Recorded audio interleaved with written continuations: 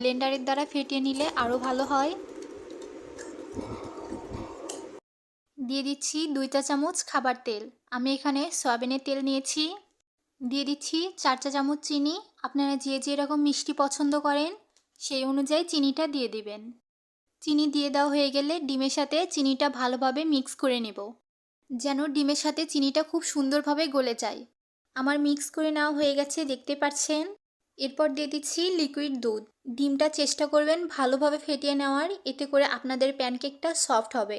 এরপর দিয়ে দিচ্ছি 1 চা চামচ ভ্যানিলা এসেন্স। এটা দিলে ডিমের যে বাজে স্মেলটা আছে সেটা থাকবে না। আপনাদের হাতের কাছে যদি ভ্যানিলা এসেন্স না থাকে, এক্ষেত্রে আপনারা সাদা এলাচটা গুঁড়ো করে দিয়ে দিতে পারেন। এরপর দিয়ে দিচ্ছি হাফ কাপ পরিমাণ গুঁড়ো দুধ।